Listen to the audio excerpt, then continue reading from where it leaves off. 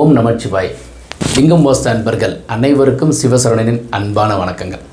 ராகு கேது பெயர்ச்சி யாருக்கெல்லாம் யோகம்? ஸோ என்ன செய்வார்? ராகு மேஷத்துக்கு வர்றார், நிலங்கள் வாங்குறதுக்கு உதவி பண்ணுவார். ரிஷபத்திற்கு 12ஆம் இடத்துல இருக்கார், வெளியூரில் வாங்குறதுக்கு உதவி பண்ணுவார். மிதுனத்துக்கு 11ல் ராகு இருக்கிறார், நிச்சயமாக லாபத்தை கொடுப்பார். நிலத்தை வாங்கி வாங்கி வாங்கி விற்கிறோம் அப்படின்னா அதுக்கு பொருளை எக்கச்சக்கமாக கொடுப்பார். கடகத்திற்கு 10ல் ராகு, அப்போது நிச்சயமாக தொழில் செய்கிற இடத்திற்கு நாம் கண்டிப்பாக ஒரு இடத்த வாங்கிறதுக்கு உதவி பண்ணுவார். அதுவும் 4ஆம் இடம் முட்டுச்சந்திலேயோ அகலமான வீதியில் போய் முடிகிற இடத்துல வாங்குவோம். சிம்ம ராசிக்கு 3ல் கேது, நிச்சயமாக உங்களுக்கு வாழ்க்கையில் உயர்வான நீங்கள் ஒரு ஒளிஞ்சு ஒரு ஓரமாக தொழில் செஞ்சுட்டு பிரபல்யமாகுவார். வாஸ்துபடி வீட்டை மாற்றுவார். கன்னி ராசிக்கு 2ஆம் இடத்துல கேது, 8ஆம் இடத்துல ராகு. வாகனத்தில் போகும்போது கவனமாக போகணும். வாஸ்துபடி இருக்கிற வீட்டில் இருந்தோம்னா நிச்சயமாக குறை இருக்காது. துலா ராசிக்கு உங்களுக்கு அர்த்தாஷ்டம சனி நடக்குது. கேது உடலில் உட்காந்துருக்காரு. வீடு சிறியதாக ஒரு திருத்தம் செய்வதற்கு உண்டான வாய்ப்பை கொடுப்பார். விருச்சிக ராசிக்கு 6ஆம் இடத்துல ராகு இருக்கார். கொடுத்த கடன் கொடுத்துறதுக்கு எல்லாருமே திருப்பி கொண்டு கொடுத்துருவாங்க. வீடு கட்டுறதுக்கு நாங்கள் காசு நிறைய வாங்கிட்டு இருந்தோம், அதுக்கு உண்டான திரும்ப சேருது. நம்ம கடன் அடைக்கிறதுக்கு உண்டான நேரம். தனுசு ராசிக்கு 7 நடக்குது, 5ல் ராகு, முன்னோர்கள் சொத்து கிடைக்கும். மகர ராசிக்கு 4ஆம் இடத்துல ராகு இருக்கார், 10ல் கேது இருக்கார். தொழில் ரீதியாக அபிவிருத்தி அடைஞ்சி வாஸ்து குறை இருக்கிற வீட்டை சீர்திருத்தம் செய்வதற்கு உண்டான வாய்ப்பை மகர ராசிக்கு கொடுப்பார். கும்ப ராசிக்கு 7 நடக்குது, திருநள்ளாறு போயிட்டு வரணும். குரு ராசியிலே இருக்கார், 3ஆம் இடத்துல ராகு. ஸோ ஏதோ ஒரு பதவி வரும், வீடு சீர்திருத்தம் பண்ணுவீங்க. மீன ராசிக்கு 2ல் Rahu.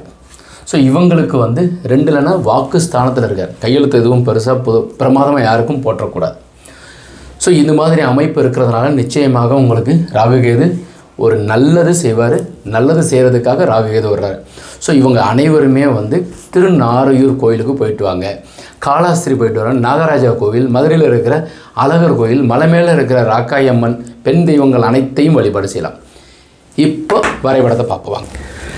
North facing best plan for 22 அடிக்கு 36, 792 சதுரடி. ஸோ 800 ஸ்கொயர் ஃபீட்டு தாங்க. ஸோ 99 குழி 8.03 வகுக்கிறோம். 11 பொருத்தத்தில் 9 பொருத்தம் இருக்குது. சிம்ம மனை, வரவு 12, 73 ஆண்டுகள் வயது பொருத்தம். கடகம், விருச்சிகம், மீனத்திற்கு யோகம். கடகராசிக்கு கண்ட சனி நடக்குது. திருநள்ளாறு போயிட்டு வாங்க. இந்த வரைபடத்தில் என்ட்ரன்ஸு வெராண்டா 6:30க்கு 9:45. ஈசான மூலையில் 3 நண்பர்கள், போர்வெல், மழைநீர் சேர்ப்பு, சம்பு. வடக்கு பார்த்த வீட்டிற்கு செப்டிக் டேங்கும் மேற்க பார்த்த வீட்டிற்கு செப்டிக் டேங்க் முன் முகப்பில் அமைப்பதற்கு உண்டான வாய்ப்பு இருக்குது. கிழக்க பார்த்த வீடும் தெற்க பார்த்த வீட்டிற்கும் பின்னாடி தான் அமைக்கணும். ஈஸியாக புரிஞ்சுக்கோங்க. East facing house and south facing house to provide a septic tank in the back side. North facing house and west facing house septic tank is provided in the front side. கன்னி மூலையில் bedroom, பீரோவை இங்கே கொடுக்குறோம். அக்னி மூலையில் kitchen கொடுத்தோம்னா பெண்கள் நலமாக இருப்பார்கள். பெரிய நோய் சொன்னாங்க, இந்த வீட்டுக்கு நாங்கள் அக்னி மூலை கிச்சன் வச்சு கட்டியிருக்கிறோம், இல்லை நாங்கள் வாடகைக்கு வந்தோம். என் மிஸ்ஸஸ் இது வரைக்கும் சொல்லிட்டு இருந்த நோயே சொல்ல மாட்டுறாங்க. மாறிடுங்க. அக்னி மூலையில் கிச்சனில். அப்புறம் டாய்லெட்டு, டிவி வச்சுருக்கோம். டிவியை நல்லா பார்த்து வைங்க. இப்போ எல்லாம் சீரியல் நிறைய பார்க்குறீங்க, ஒரு நாளைக்கு 2 ஆச்சுன்னு பார்த்துடுறாங்க. ஸோ வீட்டில் எல்லாம் பார்த்தோம்னா திடீர்னு அழுதுகிட்டே இருக்காங்க, திடீர்னு சிரிக்கிறாங்க. வீட்டுக்கு போகும்போது பார்த்தோம்னாக்கா எங்கள் வீட்லேயும் நடக்குது. ஸோ அதனால் ஏன்னு பார்த்தோம்னா அவங்க அதுக்கப்புறம் தான் சொல்லுவாங்க. ஸோ இந்த மாதிரி இந்த சீரியலில் ஓடுதுங்கன்னு சொல்லி என் வாழ்க்கையிலேயே நான் ஒரே ஒரு தவறு செய்யலைங்க. இது வரைக்கும் நான் சீரியலே பார்த்தது கிடையாது. பூஜை அறை 4:45க்கு 9:45. வெராண்டா, பெட்ரூம் வாயுமூலையில் ஒன்றும் கன்னி மூலையில் ஒரு பெட்ரூம். கடகம், விருச்சிகம், மீனம் 5/14/23 பிறந்தவர்களுக்கு யோகம். இந்த ராகு கேது பெயர்ச்சியை சொல்லியிருக்கிறேன். மிதுனம், கடகம், சிம்மம், தனுசு, மகரம், கும்பம் 6 பேர்களுக்கு கொட்டி கொட்டி கொடுப்பார். யார்? ராகு கேது கொஞ்சம்லாம் கொடுக்க மாட்டாருங்க. கொடுத்தாருனாக்கா கோடி கோடியாக கொடுப்பார். திடீர்னு பார்த்தோம்னா அவங்க அக்கௌண்ட்டில் ஒரு 10 கோடி விழுந்திருக்கும். யார் எவர் போட்டாருன்னே தெரியாது. ரொம்ப நாள் கிடக்கும். நீங்கள் எடுத்து செலவு பண்ணிக்கலாம். இல்லைன்னா பேங்க்கில் போய் கேட்டால் பேங்க்கில் இருக்கிறவங்களுக்கும் தெரியாது. ஏதோ உங்களுக்கு வெளிநாட்டில் யாரோ உங்கள் நண்பர் போட்டிருக்காங்க அப்படின்னு சொல்லலாம். அந்த நண்பரே தெரியாதே அப்படின்ற ரொம்ப நாள் கழித்து தான் தெரியும். உங்கள் பணம் பல மடங்காக வந்து சேர்ந்துச்சு. இதுதான் இந்த 6 ராசிக்காரர்கள். சூரிய திசை நடக்குதுன்னா தகப்பனாருக்கும் பையனுக்கும் ஆகாது. அதனால் வந்து சூரியனார் கோயிலுக்கு போயிட்டு வாங்க. கேது திசை நடந்தாலும் கேது திசை நடக்கக்கூடாதுன்னு சொல்லுவாங்க. ஸோ கேது திசை நடக்கும்போது திருமண காலத்தையும், சூரிய திசை நடக்கும்போது திருமணத்தை தள்ளி வைப்பது நல்லது. சூரிய திசை நடந்தால் வெளிநாடு போயிடுவாங்க, இல்லை வெளியூர் போவாங்க. கேது திசையில் திருமணத்தை கண்டிப்பாக காலதாமதமாக செய்வார். கேது முடிஞ்சதுக்கப்புறம் சுக்கிரன் 20 இயர்ஸ் ரன் பண்ணுவார். அப்போது கேது முடிஞ்சு சுக்கிர திசையில் திருமணம் செய்கிறது தான் சிறப்பு. கேது திசை கீழே பெரும்பள்ளமோ அல்லது திருப்பாம்பரம் போயிட்டு வர்றது சிறப்பு. இந்த பில்டிங் கட்டிக்கிட்டே இருக்கிறவங்களுக்கு ஒரு அடியேன்னு சொல்லணும்னு நினைக்கிறது, சிவபுராணம் இந்த கட்டடத்தை கேட்க வைங்க. ஏன்னா ஒரு பிள்ளையை உருவாக்குறீங்க. தாய் கரு இருக்கும்போது சிவபுராணம் கேட்டுக்கிட்டே இருந்தாக்கா கல்லாத கல்லும் கரைமா, கல்லுக்கு உயிர் இருக்குன்னு சொல்கிறேன். அதனால் ஒரு வீடு கட்டினீங்கன்னா ஒரு கருங்கல் வந்து அந்த கன்னி மூலையில் இந்த பீரோ வைக்கிறதுக்கு கீழே ஒரு கருங்கல் வைங்க. கருங்கல் அதுதான் சாமி. ஸோ கல் தான் சாமியாக வந்து அடி ஒளி வந்து நிறைய பட்டதுக்கப்புறம் அது வந்து அடி வாங்கி வாங்கி வாங்கி அதுக்கப்புறம் தான் உருவமாக மாறுது. அதை தான் நம்ம கும்பிட்றோம். அது மாதிரி வீட்டில் கன்னி மூலையில் எங்கேயுமே இப்போ வந்து யாருமே கல்லை வைக்கிறதே கிடையாது. ஸோ கருங்கல் கட்டடம்னு சொல்லுவாங்க முந்தைய காலத்தில். இப்போ கல்லே கிடையாது. ஸோ கல் வச்சு எந்தையோ ஒரு இடத்துல நீங்கள் வந்து கருங்கல் வைங்க. அதே மாதிரி வேம்பு நிலை வந்து ஒரே ஒரு நிலை வேம்பில் வைங்க.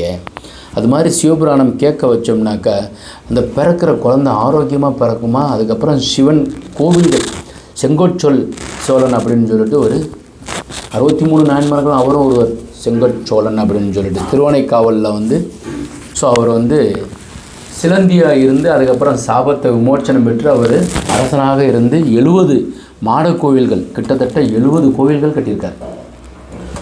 இப்போல்லாம் ஒரு கோயில் கட்டணுங்கிறதே வந்து ஒரு மிகப்பெரிய ஒரு பரீட்சை மாதிரி ஆகிடுது. அன்னைக்கு அவர் வந்து 70 கோயில்கள் கட்டியிருக்கார். எங்கேயுமே யானை போக முடியாது.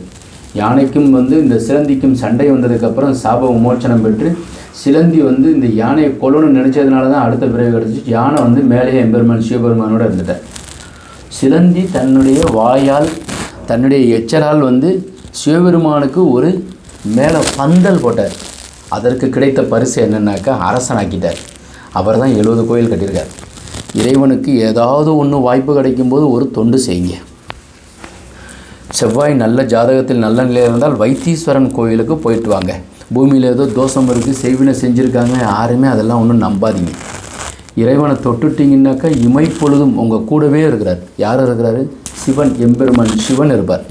ஸோ அதனால் சிவபுராணம் கேளுங்க. வைத்தீஸ்வரன் கோயிலுக்கு வைத்தியநாதன், இறைவன் பேர் என்னதுன்னா வைத்தியநாதன்.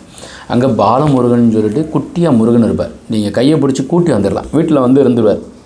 உங்கள் பிள்ளைகளோடு விளையாடுவார் இறைவன் முருகபெருமான். அதனால் அந்த கோயிலுக்கு போயிட்டு வாங்க. எல்லா தோஷங்களும் நிவர்த்தி ஆகும்.